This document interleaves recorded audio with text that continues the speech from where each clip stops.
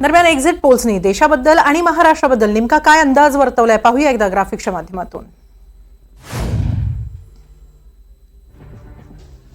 एनडीटीव्हीचा pole of the pole आपण पाहतो आहोत. इंडिया न्यूजच्या एक्झिट पोलनुसार एनडीएला 371, इंडिया आघाडीला 125 तर इतरांना 47 जागा मिळतील.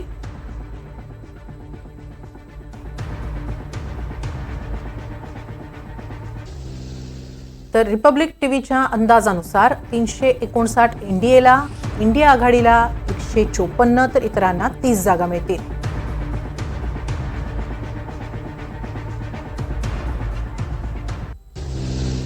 रिपब्लिक भारतच्या अंदाजानुसार 353 ते 368 दरम्यान एनडीए जागा मिळवू शकतं, तर इंडिया आघाडी 118 ते 133 दरम्यान जागा मिळवू शकतं, इतरांना 43 ते 48 दरम्यान जागा मिळतील.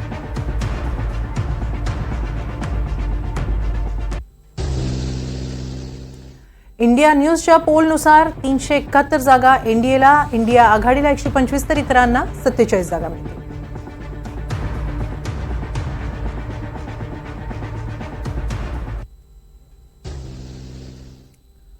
जन की बातच्या अंदाजानुसार 377 जागा एनडीएला, इंडिया आघाडीला 151 तर इतरांना 15 जागा मिळतील.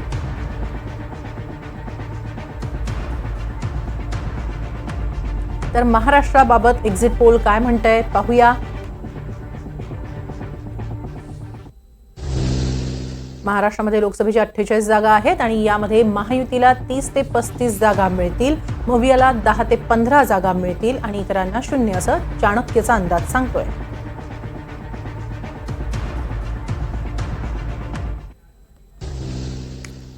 तर टाइम्स नाऊच्या अंदाजानुसार महायुतीला 26, मवियाला 22 तर इतरांना 0.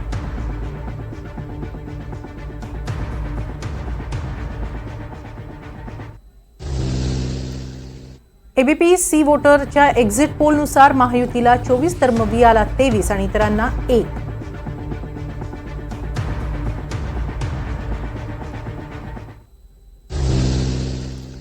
इंडिया टीव्हीच्या अंदाजानुसार 24 ते 32 दरम्यान महायुतीला जागा मिळतील, तर मवियाला 17 ते 24 दरम्यान जागा मिळतील, इतरांना 0.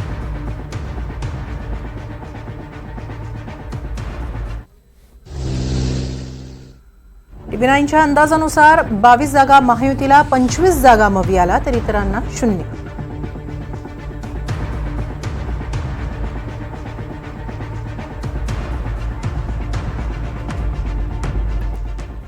आता महाराष्ट्राची गॅरंटी नेमकी कुणाला याचा एक सर्वंकष अंदाज आपण घेतो आहोत. चाणक्यच्या अंदाजानुसार 30 ते 35 जागा महायुतीला, मवियाला 10 ते 15, इंडिया टीव्हीच्या अंदाजानुसार 24 ते 32 महायुतीला, 17 ते 24 मवियाला, टीव्ही9च्या अंदाजानुसार 22 महायुतीला, 25 मवियाला, एबीपी सी वोटर्सच्या अंदाजानुसार महायुतीला 24, मवियाला 23 तर टाइम्स नाऊच्या अंदाजानुसार 26 महायुतीला तर 22 मवियाला आणि इंडी टीव्हीचा पोल ऑफ पोल म्हणतोय 23 जागा महायुतीला तर मवियाला 24 जागा आणि इतरांना 1 जागा.